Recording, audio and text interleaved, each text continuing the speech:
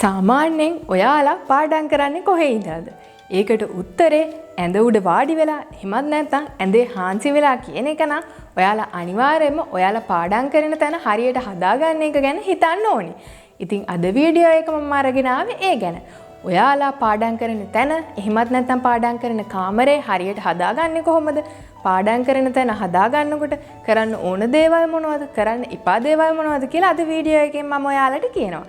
ඉතින් ඔයාලා තාමත් අපේ Be Free YouTube channel එකට subscribe කරලා නැත්නම් දැන්ම subscribe කරලා අපිත් එක්ක එකතු වෙන්න. එහෙනම් වැඩි කතා නැතුවම අපි යමු අද වීඩියෝ එකට.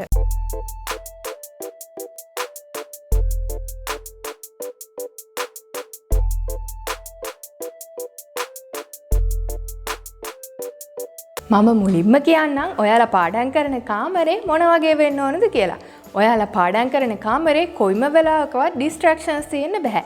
ඒ කියන්නේ එතන ඉඳන් ඔයාලා පාඩම් කරනකොට ඔයාලගේ පාඩම් වැඩවලට කොයිම වෙලාවකවත් බාධා වෙන්න බෑ. අනිත් එක තමයි ඔයාලා පාඩම් කරන කාමරේදී ඔයාලට ඒ පාඩම් වැඩවලට අවශ්‍ය දේවල් ලේසියෙන්ම ගන්න පුළුවන් වෙන්නත් ඕනේ. අනිත් එක ඔයාලා පාඩම් කරන තැනට හොඳ ආලෝකයක් තියෙන්නත් ඕනේ. ඉතින් ඔයාලගේ පාඩම් කරන කාමරේ මේ දේවල් අනිවාර්යයෙන්ම තියෙන්න ඕනේ හොඳ තැනක් හදාගන්න නම්. ඊට පස්සේ ඔයාලා පාඩම් කරන කාමරේ ඔයාලට කැමති විදිහට වෙනස් කරන්න කලින් ඔයාලා කාමරේ ඉන්න ඔයාලගේ අක්කා කෙනෙක් එක්ක එහෙම නැත්නම් අයියා කෙනෙක් එක්ක නම් ඔයාලා අනිවාර්යයෙන්ම එයාලගෙන් අහලා ඉන්න ඕනේ. මොකද එහෙම නැත්නම් ලොකු රණ්ඩුවක් ඇති වෙන්න පුළුවන්. ඒක නිසා මුලින්ම ඔයාලගේ අක්කගෙන් හරි එහෙම නැත්නම් අයියාගෙන් හරි අහන්න ඔයාලා කාමරේ ඔයාලට කැමති විදිහට වෙනස් කරාට කමක් නැද්ද කියලා. ඔයාලා ඉන්නේ නංගි කෙනෙක් එක්ක හරි එහෙම නැත්නම් මල්ලි කෙනෙක් එක්ක හරි නම් ඔයාලට පුළුවන් එයාලට කියලා ඔයාලට ඕන විදිහට කාමරේ වෙනස් කරන්න. එතකොට ඒක වගේ නංගිට එහෙමත් නැත්නම් මල්ලිටත් හොඳ ආදර්ශයක් වෙනවා. හැබැයි ඔයාලා කාමරේ ඉන්න තනියම නම් ඔයාලට කිසිම ප්‍රශ්නයක් නැහැ. ඔයාලට කැමති විදිහකට කාමරය ඇස් කරගන්න පුළුවන්. පාඩම් කරන්න ඔයාලගේ පාඩම් මේසේ හදාගන්න විදිය ගැන කියලා දීපු වීඩියෝ එක ඔයාලා බැලුවා නම් ඔයාලට මතක ඇති මම ඒකේ කිව්වා පාඩම් මේසේ ඇස් කරන්න කලින් මුලින්ම මම කරන්නේ ඒ පාඩම් මේසේ උඩ තියෙන දේවල් අයින් කරන එක කියලා. ඉතින් ඔයාලා පාඩම් කරන කාමරය ඇස් කරනකොටත් මේ විදියට තමයි කරන්න ඕනේ. මුලින්ම ඔයාලගේ කාමරේ තියෙන හැම දෙයක්ම එළියට දාන්න ඕනේ. ඔයාලට තනියෙන් කරන්න බැරි නම් කාගේ හරි උදව්වක් අරගෙන ඔයාලගේ අල්මාරිය ඇඳන් මේස ඔක්කොම මුලින්ම කාමරෙන් එළියට දාන්න. කිසිම දෙයක් තියෙන්න බෑ. ඇඳන් යන්න තියෙන දේවල් ඒවත් ඔක්කොම ඔයාලා එළියට දාන්න ඕනේ. ඊට පස්සේ ඔයාලා කාමරේ තියෙන මකුළු දැල් කඩලා, බිත්තිවල තියෙන දූවිලි ගසලා, හොඳට කාමරේ අතු ගාලා මොප් කරන්න ඕනේ. ඊට පස්සේ තමයි ඔයාලට ඔයාලගේ කාමරය ඇස් කරන්න පුළුවන් වෙන්නේ. ඉතින් කාමරය ඇස් කරනකොටත් ඔයාලා මුලින්ම තේරුම් ගන්න ඕනේ ඔයාලගේ කාමරේ බිත්තිවල තියෙන සුදු පාට පේන්ට් එකක් නම් ගොඩක් හොඳයි. මොකද සුදු වර්ණය කියන්නේ ඔයාලගේ මනස ඒකාග්‍ර කරගන්න උදව් කරන පාටක්. ඉතින් කාමරේ බිත්තිවල පේන්ට් එක සුදු පාටින් තිබ්බම ඔයාලට පාඩම් කරන වැඩවලට තව ටිකක් ලේසි වෙනවා. ඉතින් ඔයාලට පුළුවන් නම් මේ වෙලාවේදී ඔයාලට කාමරේ පේන්ට් එක වෙනස් කරන්න පුළුවන් නම් විතරක් කාමරේ සුදු පාටින් පේන්ට් කරන්න. එහෙම නැත්නම් ඔයාලා ඒ ගැන වැඩි හිතන්න යන්න එපා. පස්සේ ඔයාලට පුළුවන් වෙලාවක කාමරේ පේන්ට් එක වෙනස් කරගන්න. සමහර විට ඔයාලට මේ වැඩේ කරන්න සම්පූර්ණ දවසක්ම යයි. ඒකට කමක් නැහැ. ඔයාලා මේ වැඩේ කරන්න හොඳ නිවාඩු දවසක් තෝරගෙන මේ වැඩේ කරන්න පටන් ගන්න. ඔයාලා මේ විදිහට කාමරේ අස් කරලා ඉවරුණාට පස්සේ මකුළු දැල් කඩලා මොප් කරලා වේලුණාට පස්සේ තමයි ඔයාලා කාමරේ අවශ්‍ය බඩු ටික දාන්න ඕනේ. ඉතින් මේකෙදි ඔයාලා තේරුම් ගන්න ඕන දෙයක් තමයි ඔයාලගේ කාමරේ කලින් තිබ්බ බඩු ඔක්කොම මේ වෙලාවේදී ආයෙ කාමරේට දාන්න එපා. ඔයාලා කාමරේට අවශ්‍යම දේවල් විතරයි දැන් ගන්න ඕනේ. අර ඔයාලගේ ඇඳන් යට තිබ්බ වැඩකට නැති දේවල්, අම්මලගේ දේවල්, එහෙමත් නැත්නම් කුස්සියේ තියෙන්න ඕන දේවල්, අන්න ඒ වගේ දේවල් තියෙනවා නම් ඔයාලට පුළුවන් දැනට අම්මගේ හරි තාත්තගේ හරි ඇඳ යටින් දාන්න. එහෙමත් නැත්නම් ඒ බඩු කුස්සියට ගිහිල්ලා දාන්න. ඔයාලගේ පාඩම් වැඩවලට ඕනම කරන බඩු විතරයි දැන් ඔයාලා කාමරයට ගන්න ඕනේ. ඊට පස්සේ ඔයාලා මුලින්ම කාමරය ඇතුළට ගන්න ඕනේ ඔයාලට පාඩම් කරන්න අවශ්‍ය වෙන වැදගත්ම දේ. ඒ තමයි ඔයාලගේ පාඩම් කරන මේසේ. ඉතින් ඔයාලගේ කාමරේ ජනේලයක් තියෙනවා නම් ඔයාලට පුළුවන් ඔයාලගේ පාඩම් කරන මේසේ ඒ ජනේලෙ ළඟින් දාගන්න. හැබැයි ඒ ජනේලෙන් එළියේ ඔයාලට පේන ප්‍රධාන පාරක් නම් ඒ පාරේ නිතරම වාහන යනවා නම් ඔයාලා ඒ ජනේලෙ ළඟට ඔයාලගේ මේසේ දාගන්න එපා. මොකද එහෙම කාර්යබහුල පාරක් නම් ඔයාලගේ ජනේලෙන් එළියේ පේන්නේ ඔයාලට ඒක පාඩම් වැඩවලට බාධාවක් වෙන්න පුළුවන්. හැබැයි ඔයාලගේ ජනේලෙන් එළියේ පේන ඔයාලගේ ගෙවත්තන, ඔයාලගේ තැඹිලි ගස්, පොල් ගස්, එහෙමත් නැත්නම් ඔයාලගේ අම්මලා හිටවපු මල් පැල, ඒ වගේ දේවල් නම් ඔයාලගේ මේසේ එතනට දාගන්න. මොකද ඒ වගේ දර්ශනයක් දැක්කම ඔයාලගේ මනසට සැහැල්ලු වෙනවා. ඔයාලගේ පාඩම් වැඩවලටත් ඒක හොඳයි. ඔයාලගේ කාමරේ ජනේලයක් නැත්තම් ඔයාලා මේ ගැන වැඩිපුර හිතන්න යන්න එපා. ඔයාලගේ කාමරේ එක පැත්තක බිත්තියකට ඔයාලගේ පාඩම් මේසෙ තියාගන්න. ඔයාලගේ පාඩම් මේසෙ ඔයාලගේ කාමරේට දාගත්තට පස්සේ ඊට පස්සේ ඔයාලගේ ඇඳ දාන්න ඕනේ. ඔයාලගේ ඇඳ හරියටම ඔයාලගේ පාඩම් මේසෙට පිටිපස්සෙන් තමයි දාන්න ඕනේ. එතකොට ඔයාලා පාඩම් මේසෙට වාඩි වුණාම ඔයාලට ඔයාලගේ ඇඳ පේන්නේ නැහැ. ඒ විදිහට ඔයාලගේ ඇඳ දාගෙන ඊට පස්සේ ඇඳට පිරිසිදු බෙඩ් ෂීට් එකක් එලලා ඔයාලගේ පෙරවන රෙද්දයි කොට්ට දෙකක් විතරක් තියාගන්න.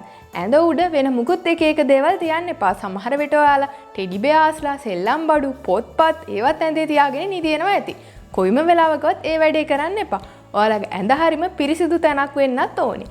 ඉතින් ඊට පස්සේ ඔයාලට පුළුවන් ඔයාලා මේ ඇඳ දාගත්තු තැනින් ළඟින්ම ඔයාලගේ අල්මාරිය දාගන්න. ඔයාලගේ අල්මාරියත් ඔයාලා ඇඳුම් ඔක්කොම එළියට අරගෙන ඒව එකින් එක පිළිවෙලට නමලා අල්මාරිය ලස්සනට පිළිවෙලට අස් කරලා දොර වහලා තියන්න ඕනේ. එතකොට තමයි ඔයාලගේ කාමරේ පිළිවෙලක් වෙන්නේ. ඔයාලගේ පාඩම් කරන කාමරේ පිළිවෙල වුණාම තමයි ඔයාලට හරියට පාඩම් කරගන්න පුළුවන් වෙන්නේ. ඊට පස්සේ ඔයාලගේ පොත් කබඩ් එක දාගන්න ඕනේ. ඔයාලා ඔයාලගේ පාඩම් මේසෙ තිබ්බ තැනට ළඟින්ම තමයි ඔයාලගේ පොත් කබඩ් එක තියාගන්න ඕනේ. ඉතින් ඔයාලට ඒ විදියට පොත් තියන්න පොත් කබඩ් එකක් නැත්තම් ඔයාලට ඒක ගෙදරදිම ලේසියෙන් හදා ගන්නත් පුළුවන්.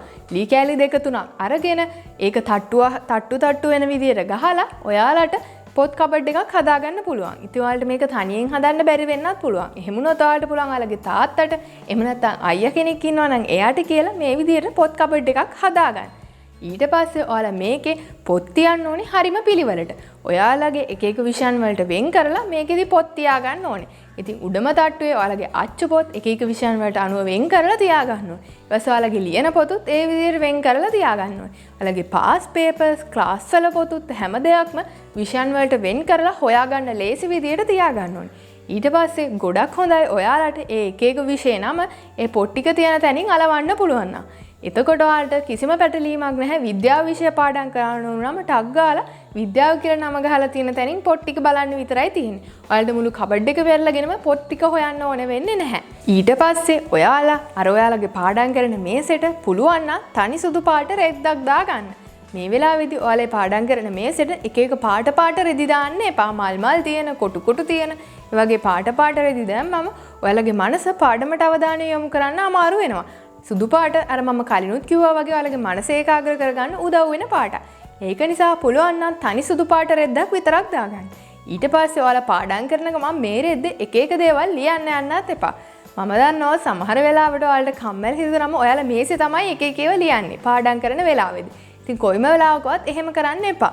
ඔයාලා කටු වැඩකොළ දාලා ෆයිල් එකක් මේසෙ උඩින් තියාගන්න. ඔයාලට පුළුවන් කටු වැඩ කරන්න ඕන වුණාම හරි වෙන මොනවා හරි ලියන්න ඕන වුණාම ඒ කටු වැඩ ෆයිල් එකකින් කොලයක් අරන් ඒකේ ලියාගන්න. මීට අමතරව ඔයාලා මේසෙ උඩ වෙන කිසිම දෙයක් තියාගන්න එපා. ඉතින් ඔයාලට පුළුවන් මම මේසෙ යස් කරන විදිය කියලා දීපු වීඩියෝ එක බලලා ඔයාලගේ මේසෙ යස් කරගන්නේ කොහොමද කියලා අදහසක් ගන්න. ඒ විදියට ඔයාලට පුළුවන් ඔයාලගේ මේසෙ යස් කරගන්න. ඒ වගේම තමයි ඔයාලගේ පාඩම් කරන කාමරේ බිත්තිවල කිසිම දෙයක් අලවන්න එපා. ඔයාලා බිත්තිවල එක දේවල් අලවලා තිබුණාම ඔයාලට අවධානය පාඩමට යොමු කරන්න අමාරු වෙනවා. හැබැයි ඔයාලගේ ඉස්කෝලේ උගන්වන එක පාඩම් වලට අදාළ දේවල් ඇලෙවට කමක් නැහැ. ඒ කියන්නේ ආවර්තිතාවග්ගු, හිස්ටරි වල පාඩම් කරන්න තියෙන දේවල්, ෆෝමියුලාස් වගේ පාඩම් කරන්න තියෙන දේවල් ඔයාලා බිත්තියේ ඇලෙවට කමක් නැහැ. හැබැයි ඊට අමතරව එක ෆොටෝස්, පින්තූර වෙන ඔයාලා ආසම නළු නිලියන්ගේ පින්තූර අන්න ඒ වගේ දේවල් කොයිම වෙලාවකවත් පාඩම් කරන කාමරේ බිත්තිවල අලවන්න එපා. ඔයාලා පාඩම් මේසෙට ඊට පස්සේ ඔයාලගේ පුටුව දාගන්න ඕනේ. ඉතින් මේ පුටුවත් ගොඩක් සැප පහසු පුටුවක් දාගන්න එපා. ඔයාලට ගොඩක් සැප පහසු පුටුවක් දාගත්තම ඔයාලට ඒ පුටුවේ ඉඳන් පාඩම් වැඩ කරන්න හිතෙනෙහිකුත් නැහැ. මොකද ඒක හරිම සැප පහසුයිනේ. ඔයාලට ඒකෙදි නිදිමත හිතෙනවා, කම්මැලි හිතෙනවා. ඒක නිසා සාමාන්‍ය විදිහේ පුටුවක් ඔයාලා පාඩම් කරන මේසෙට දාගන්න ඕනේ. අර සාමාන්‍යයෙන් අපේ ගෙවල් වල කැම මේසෙ පුටු තියෙන්නේ. අන්න ඒ වගේ පුටුවක් ඔයාලට හොඳයි මෙතනට දාගන්න පුළුවන් නම්. ඉතින් ඔයාලා ගොඩක් වෙලා එක දිගට පුටුවේ වාඩි වෙලා ඉන්නකොට ඔයාලට අමාරුයි වගේ නම් ඔයාලට පුළුවන් පොඩි කුෂන් එකක් වගේ එකක් පුටුවට දාගන්න. එහෙම නැත්නම් ඒ මුකුත්ම ඕනේ වෙන්නේ නැහැ. ඔයාලා අර කැම මේසෙ තියනවා වගේ පුටුවක් කරන් ඔයාලගේ පාඩම් මේසෙට තියාගන්න. මෙන්න මේ මං කියපු දේවල් ටික විතරයි ඔයාලා ඔයාලගේ පාඩම් කරන කාමරය ඇතුළට ගන්න ඕනේ. මට ඉස්සලා කියන්න අමතකුණා. ඔයාලට ඕන නම් පොඩි ඩස්බින් එකක් අරන් ඔයාලගේ පාඩම් කරන මේසෙ යටින් තියාගන්න. ඔයාලා අර කටු වැඩ කරලා ඉවරලා ඒ කටු වැඩ කොල එකින් එක ඒ ගුලි කරලා ඒ ඩස්බින් එකට දාන්න. කාමරේ හැමතැනම බිම විසික් කරන්න එපා. මේ විදියට ඔයාලා කාමරේ අස් කරලා ඉවරුණාට පස්සේ ඔයාලට පේන්නේ ඔයාලගේ කාමරේ මෙච්චර කල් තිබුණු ඔයාලගේ පාඩම් කරන වැඩවලට අනවශ්‍ය දේවල් ගොඩක් එළියේ ගොඩ ගහලා තියෙනවා. අන්න ඒ දේවල් ඔයාලගේ කටුවැඩ කොල කරින් කරපුවා වැඩක් නැති පොත්පත් අන්න ඒ වැඩක් නැති දේවල් ඔක්කොම ටික එකතු කරලා පස්සේ එළියේ ගිනි ගොඩක් ගහලා ඒ ටික ගිනි තියලා දාන්න. එතකොට ඔයාලට තේරෙයි මෙච්චර කල් ඔයාලා වැඩ කරන්නේ නැති දේවල් ගොඩක් කාමරේ තියන් ඉඳලා කියලා. ඒ වගේම අම්මලා තාත්තලාට ඕන දේවල් තියෙනවනම් ඒව එයාලට දෙන්න. ඊට පස්සේ ඔයාලා මේ විදිහට කාමරේ අස් කරගෙන හොඳ ලොකු පැහැදිලි කොලයක් අරගෙන ඒකේ ඔයාලගේ ඩ්‍රීම් එක ලියන්න ඕනේ.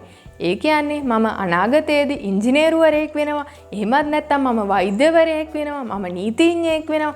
මම ගුරුවරයෙක් වෙනවා. අන්න ඒ වගේ ඔයාලා අනාගතේ වෙන්න කැමති කවුද කියලා ඔයාලගේ ඩ්‍රීම් එක මේ කොලේ ලොකුවට පැහැදිලිව ලියන්න. ලියලා ඉවර වෙලා ඔයාලා මේ වගේ කොළ දෙකක ලියන්න ඕනේ. ලියලා ඉවරලා ඔයාලා පාඩම් කරන මේසේ ඉස්සරහා බිත්තේ හරි මැදින් ඔයාලා පාඩම් කරන්න වාඩි වුණාම ඔයාලට පේන විදිහට මේ කොලේ ගහ ගන්න ඕනේ.